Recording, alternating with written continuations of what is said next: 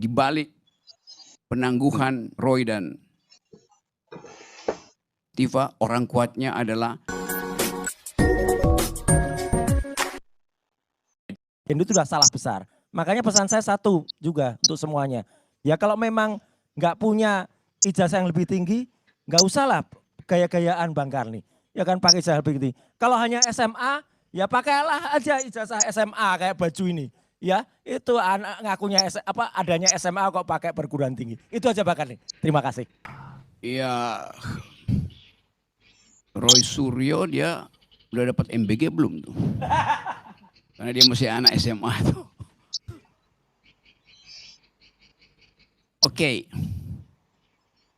Yang kita pertengkarkan dalam 2 hari ini bukan lagi berkas perkara, tapi gelagat dari perkara ini. Berkasnya ada. Begitu ada istilah orang kuat, berkasnya pindah pada gelagat. Kira-kira kemana arahnya? Jadi ngapain mempersoalkan lagi berkas itu? Dari awal memang kasus ini kasus tentang gelagat politik yang makin lama dia makin terpolar. Karena mana ujung dari kasus ini? Seandainya Pak Jokowi ijazahnya hilang. Pertanyaan saya, kalau ijazahnya hilang, apakah otaknya juga hilang? Itu yang mau diteliti oleh Tifa. Supaya tidak ada pembuktian bahwa otak orang itu hanya tergantung pada ijazahnya.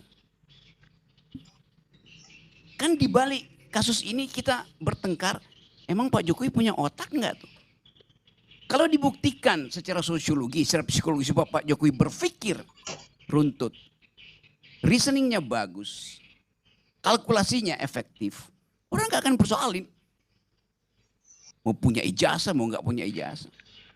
Tapi kita masuk di situ tanpa sadar bahwa yang sedang diuji adalah kapasitas berpikir dari hakim, pengacara, tim Jokowi, tim Roy Suryo tentang kasus ini.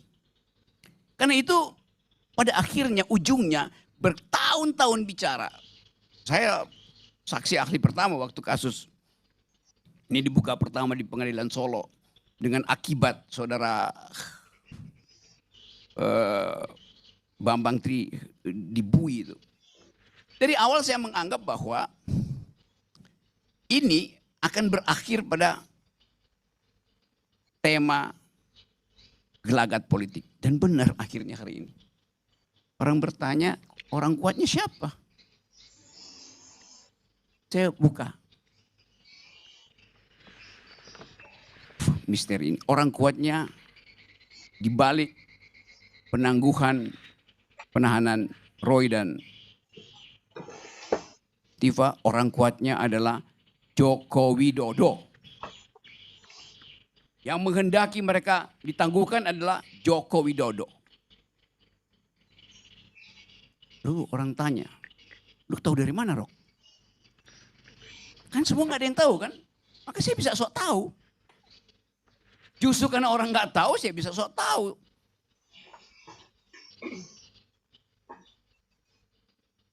Di dalam imajinasi saya bertemu dengan Pak Jokowi dan Jokowi berpikir bahwa sebaiknya ditangguhkan. Karena kalau dibuka, bangsa ini pecah gitu. Oke, bab 1 dulu ya.